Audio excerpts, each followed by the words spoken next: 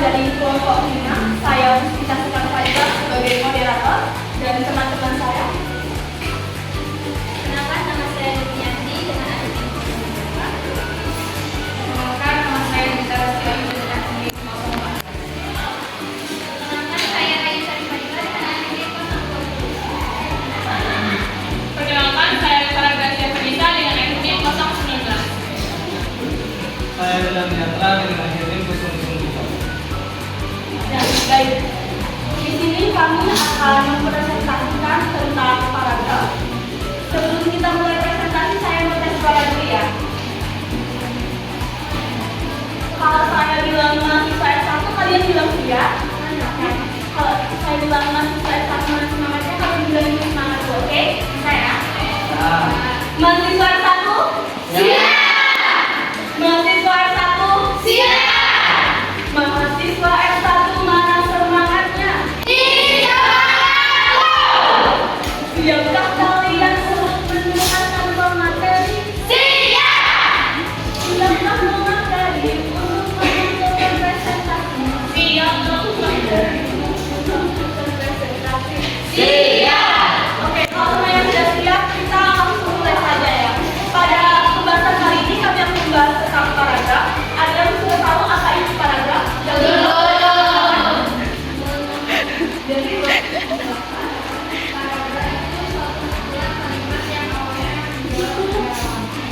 Nah, kalau kata Devi itu paragraf itu suatu kalimat yang menjorok ke dalam ya pada awalannya. Nah, kita belum tahu ya benar atau enggak apa itu paragraf.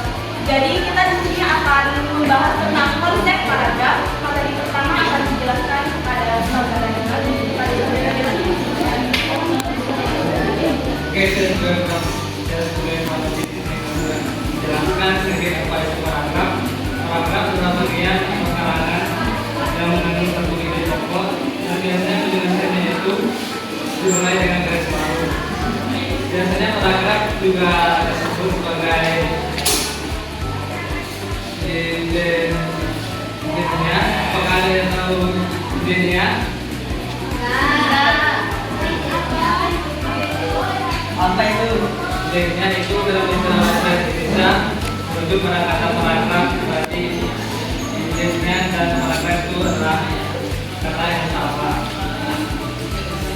Adapun fungsi idenya yaitu membantu para pembaca untuk memahami struktur dan alur pemikiran yang disampaikan oleh guru. Terima kasih kepada saudara Dewan yang telah menerangkan. Jadi kita tahu ya pengertian apa itu paragraf, definisi paragraf itu apa. Nah, untuk materi yang selanjutnya yaitu tentang cara menyusun paragraf yang akan dijelaskan oleh saudara Dita. Baiklah, selanjutnya ada cara penyusunan paragraf. Yang pertama terdapat tentukan gagasan utama. Gagasan utama ini adalah inti dari paragraf atau ide pokok yang ingin disampaikan. Contohnya jika kita ingin menulis apa manfaat olahraga, dan maka gagasan utamanya itu bisa dibuat dengan kalimat seperti ini. Olahraga memiliki banyak manfaat untuk kesehatan mental dan kesehatan fisik. Lalu yang kedua ada susun gagasan utama. Setelah menentukan gagasan utama, tuliskan sebagai kalimat topik. Nah, kalimat topik ini biasanya diletakkan pada awal paragraf dengan contoh kalimat seperti ini. Pohon memberikan banyak manfaat bagi manusia dan makhluk hidup lain, seperti sebagai sumber makanan, sumber obat-obatan, dan bahan industri. Yang ketiga ada tambahkan kalimat penjelas. Kalimat penjelas ini adalah kalimat mendukung dan mengembangkan gagasan utama. Tiap kalimat menjelas harus saling berhubungan dengan kalimat topik. Contoh kalimatnya, olahraga dapat membantu kita untuk meningkatkan otot, daya tahan, dan fleksibilitas. Lalu selain itu juga olahraga juga dapat membantu mengurangi resiko penyakit kronis seperti diabetes dan penyakit jantung. Lalu yang keempat ada periksa koreksi dan koherensi. Nah, koreksi ini yaitu hubungan antar kalimat dalam sebuah paragraf. Pastikan kalimat-kalimat ini saling berhubungan.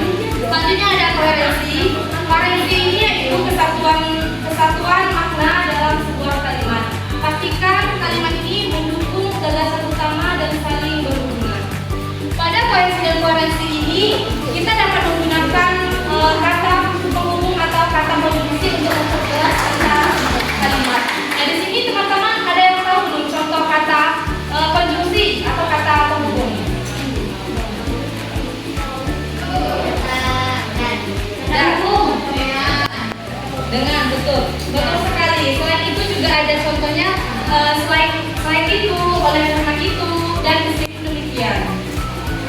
Lalu ada periksa konteks. Nah, periksa konteks ini yaitu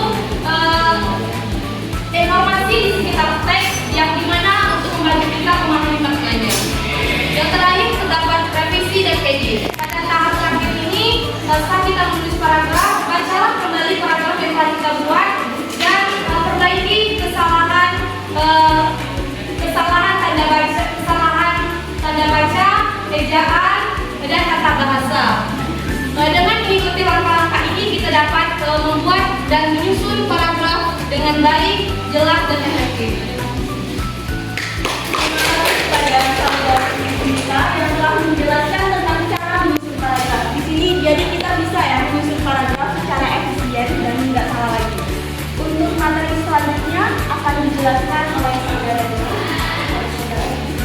Saya menjelaskan paragraf dalam susun kalimat, yaitu ketika hingga 7 kalimat yang berisikan pikiran, gagasan, dan ide pokok.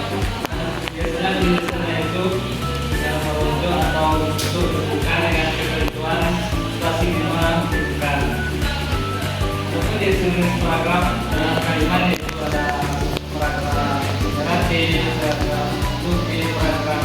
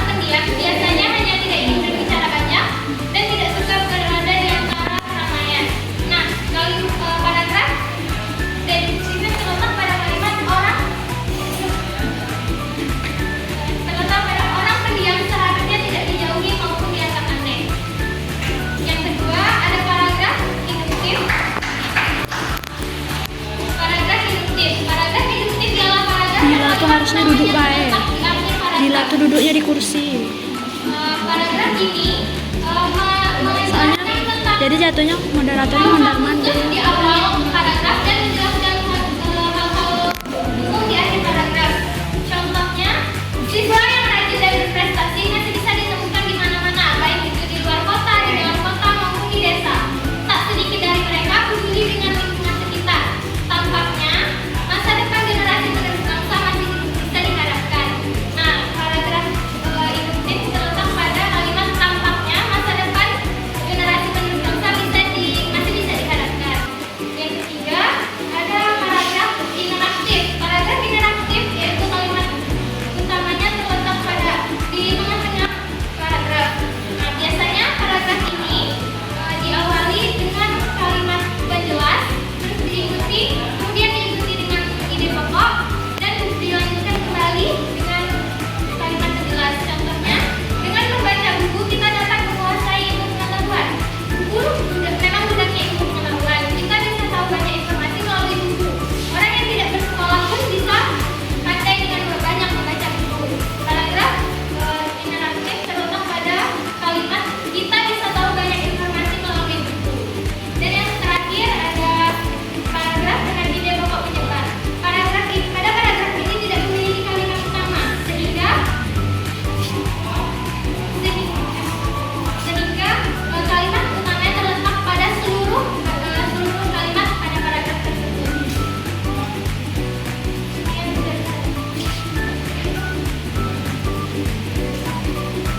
Selanjutnya akan dijelaskan oleh gurunya kepada saudari. Baik, saya akan menjelaskan materi selanjutnya yaitu unsur pembentuk paragraf.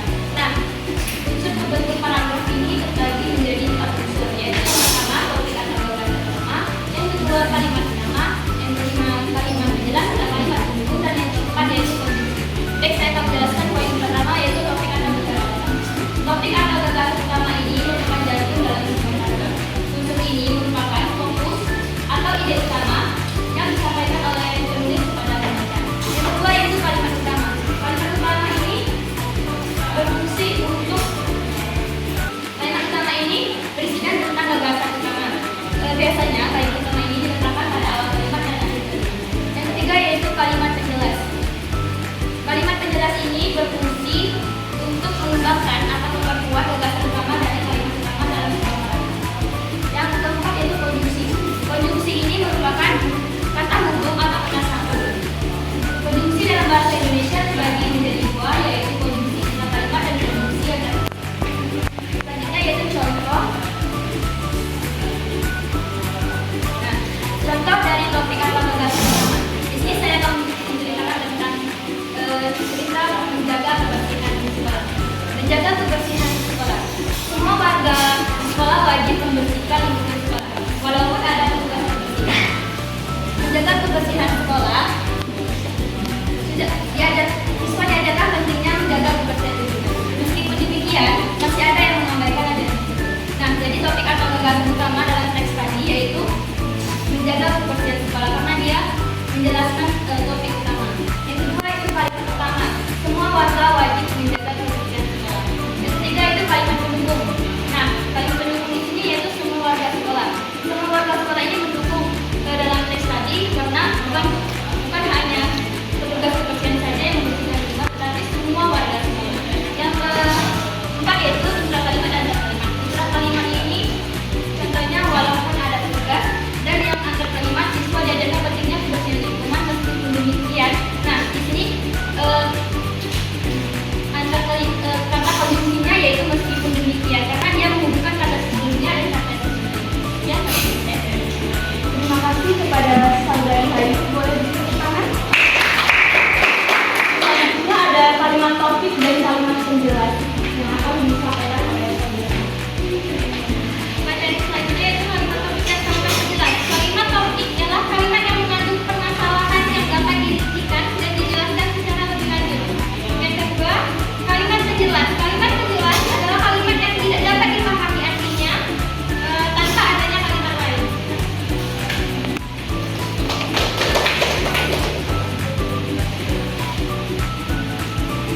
kasih kepada para pemateri yang telah menjelaskan materi tentang paragraf.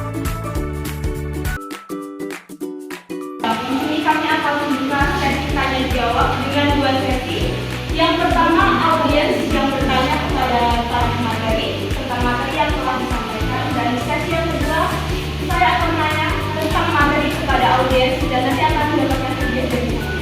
Ada yang bertanya?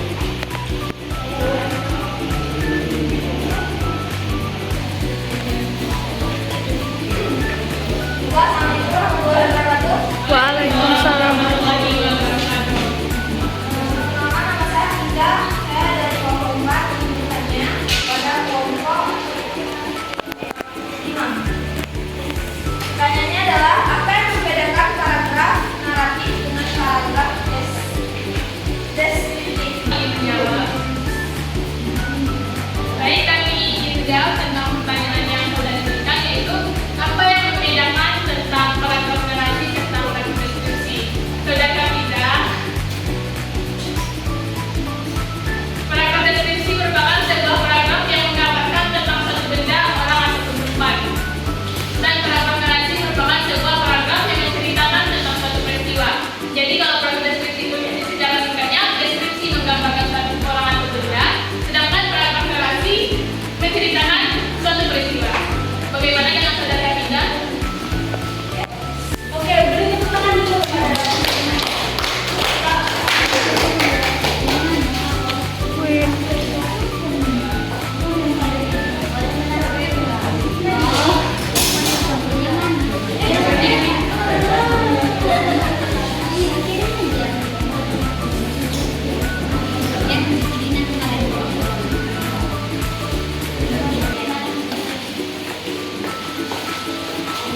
Kita lanjut ya ke pertanyaan yang kedua. Ada yang mau menanyakan?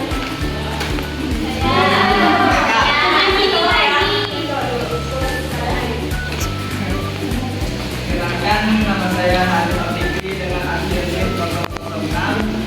Saya ingin bertanya,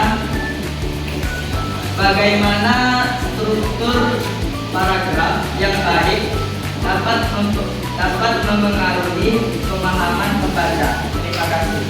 Oke, kita kasih hadiah dulu ya.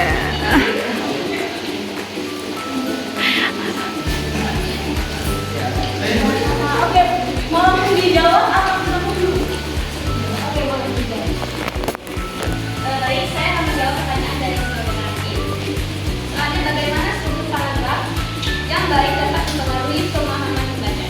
Struktur paragraf yang baik yang terdiri dari kalimat utama, kalimat penutup, kalimat penutup membantu pembaca untuk lebih memahami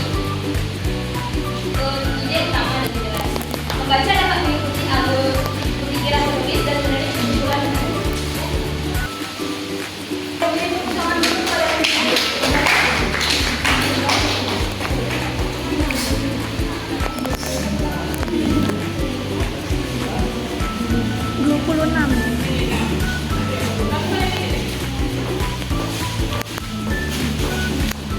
Oke, pertanyaan terakhir ya. Saya minta sesi yang terakhir. Ada yang mau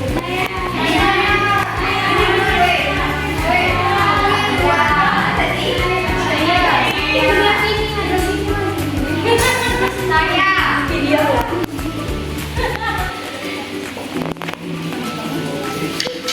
Baik, sebelumnya izin sapa salam. Perkenalkan, nama saya Tidia Asnasia dan saya dari perwakilan dari kelompok 1 ingin bertanya kepada kelompok 5 mengenai bagaimana cara menentukan kalimat utama dalam sebuah paragraf.